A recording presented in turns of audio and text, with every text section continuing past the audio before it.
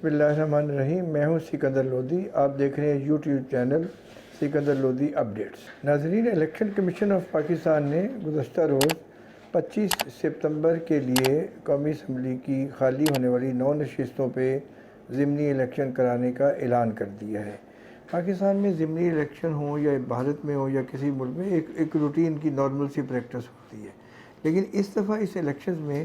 ایک interesting part یہ آیا ہے کہ پی ٹی آئی کے سربراہ عمران خان نے ان الیکشنز میں اپنا بھرپور رول ادا کرنے کے لیے اپنے پیڈ باندھ کے وکٹ پہ خود کھیلنے کا فیصلہ کیا اور 9 سے 9 سیٹوں پہ خود الیکشن لڑنے کا فیصلہ کیا ہے، جس میں کچھ سیٹیں سندھ کی بھی ہیں، کچھ کے پی کے بھی ہیں اور زیادہ پنجاب میں ہیں۔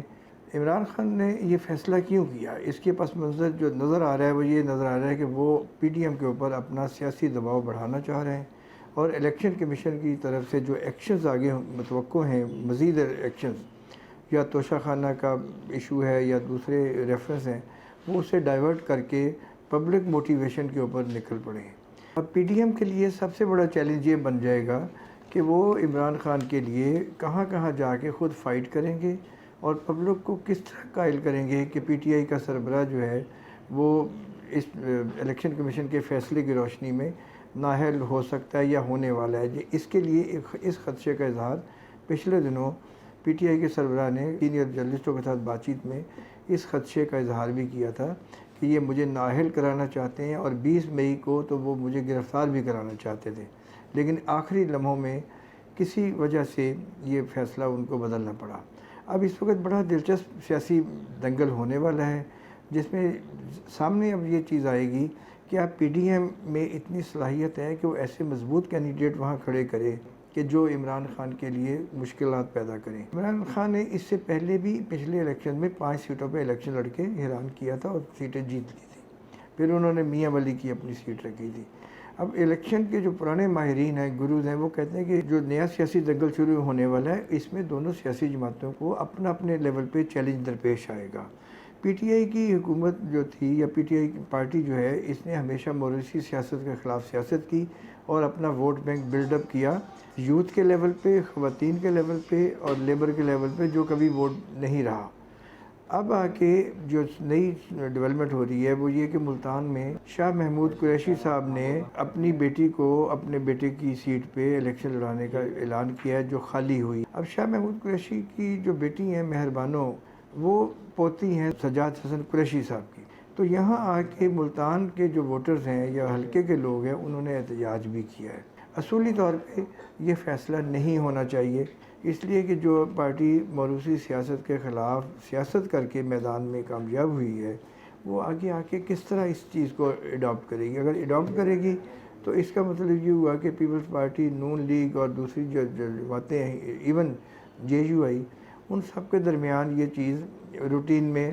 یہ بھی اسی بس میں سوار ہو جائے گی جس میں وہ پہلے سے بیٹھے ہوئے ہیں، ایک نسل، دوسری نسل، تیسری نسل۔ اب ناظرین، اس میں اگر عمران خان جو نظر آ رہا ہے کہ وہ کریز سے باہر نکل کے کھیلنا چاہ رہے ہیں، تو اس پہ لیے ہو سکتا ہے کہ وہ یہ تاثر لے کے بیٹھے ہوں کہ جی انہیں ٹیکنیکل ناک آؤٹ کرنے کی کوشش کی جا رہی ہے، لیکن جو الیکشن کے ماہرین ہیں وہ یہ کہتے ہیں کہ اس سے الیکشن کرانے میں خاصی دشواری پیش آئے گی، کیونکہ ایک کینڈیڈیٹ ہوگا ایک سائڈ پہ، باقی جگہ پہ 4 یا 3 یا 5 کینڈیڈیٹ ہوں گے، تو مقابلے کے اندر تھوڑی سی ایک تقسیم جو ہوگی ووٹرز کی، وہ بیلنس ایک طرف جا سکتا ہے، ادھر بیلنس خراب ہوگا۔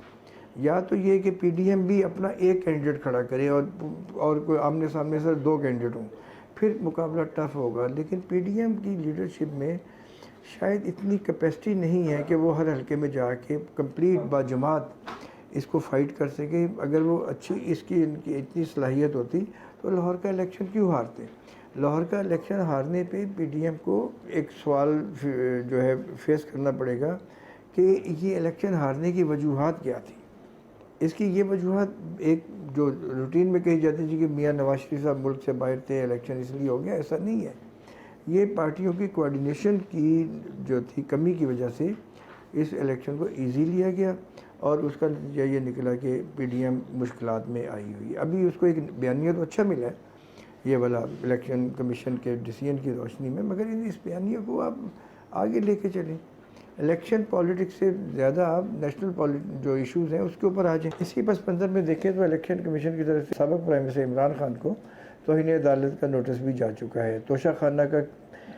ریفرنس بھی تیار پڑا ہوا ہے، وہ بھی آگے چل پڑا ہوا ہے۔ اب یہاں آ کے ایک طرف عمران خان کی فیلڈ پالیٹکس ہوگی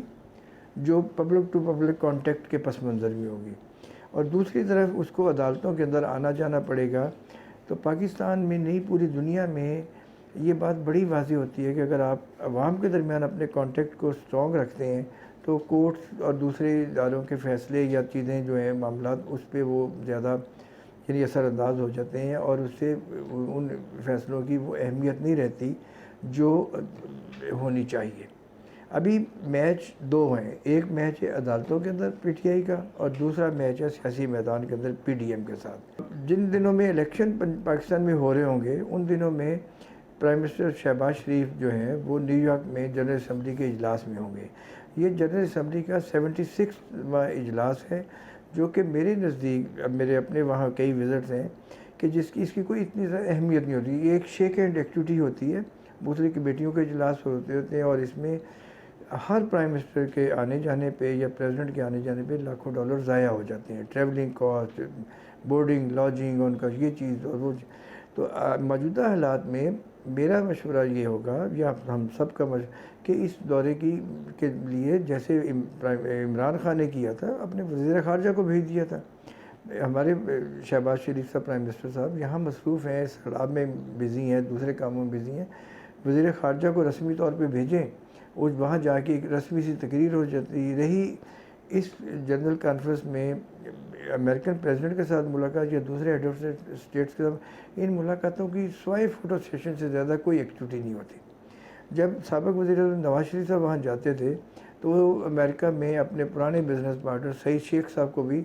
بل کلنٹن کے ساتھ یا دوسرے پریزیڈنٹ کے ساتھ میٹنگ میں بٹھا لیا کرتے تھے۔ اب اس سے اندازہ لگا لیں کہ ان ملاقاتوں کی کیا اہمیت ہے۔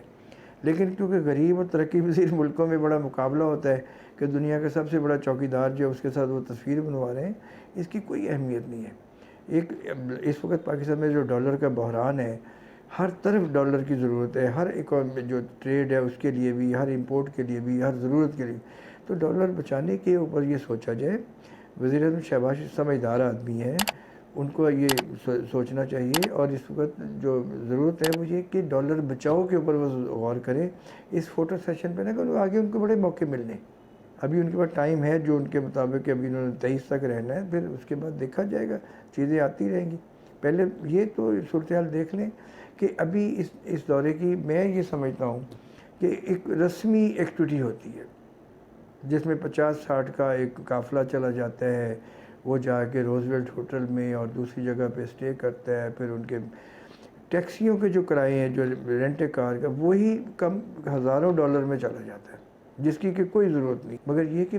غریب ملکوں میں زیادہ خرچ کرنے کی شوق ہوتے ہیں کیونکہ ان کو موقع مل رہا ہوتا ہے۔ اسی پس منظر میں اب دیکھیں کہ ایک طرف ہمارا جو وزیر خزانہ ہے مفتاح اسماعیل، جو متنازع بنتے جا رہے ہیں، اس کی کئی وجوہات ہو سکتی ہیں، پارٹی کے اندر بھی کئی لابیز ہیں جو ان کو پسند نہیں کر رہی ہیں، چلنے نہیں دے رہی، کچھ اور بھی ہیں۔ وہ یہ کہہ رہے ہیں کہ پاکستان میں اس وقت سب سے بڑا جو کرائسس ہے کہ ہمیں کوئی ملک پیسہ دینے کے لیے تیار نہیں ہے۔ یہ ہماری کریڈیبلٹی ہے انٹرنیشنل لیول کے اوپر، اور اس کے برعکس ہمارے آرمی چیف کو خود فون کر کے سعودی عربیہ، یو اے ای اور دوسرے ملکوں سے ریکویسٹ کرنی پڑ رہی ہے کہ ایز اے گارنٹر آپ ہمیں انشور کر دیں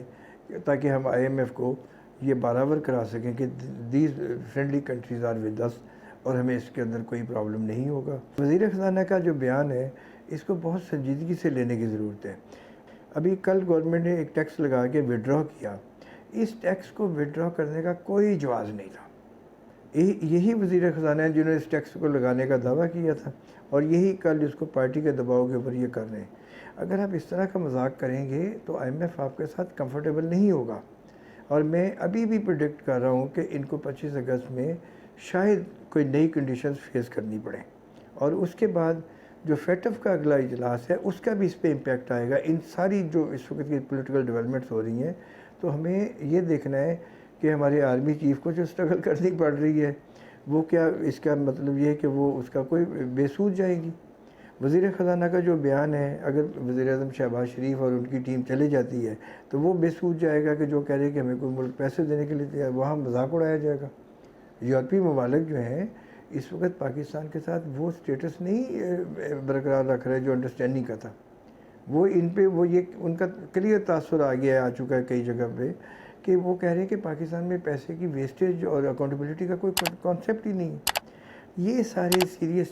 ایشوز ہیں جس کے اوپر پی ڈی ایم بھی، پی ٹی آئی بھی،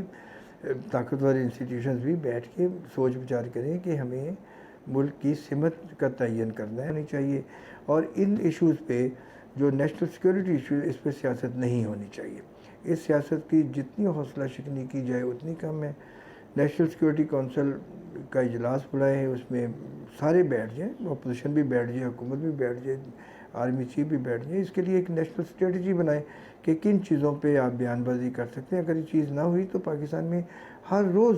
ہماری فوج اور اس کے ادارے جو متنازع بنے رہیں گے، جو کہ ایک اچھا سائن نہیں ہے۔ ہمیں پاکستان کی سلامتی عزیز ہے تو فوج کی عزت ہمیں کرنی پڑے گی، فوج کے اداروں کو مضبوط بنانا پڑے گا، اور یہی ایک جنون راستہ ہے کہ جس میں آپ اداروں کو سیاست سے دور رکھیں۔ ٹھیک ہے، اپوزیشن یا حکومت کی طرف سے اکثر جب یہ حکومت والے اپوزیشن میں تھے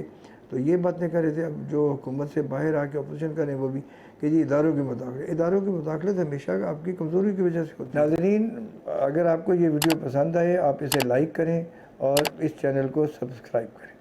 بہت شکریہ۔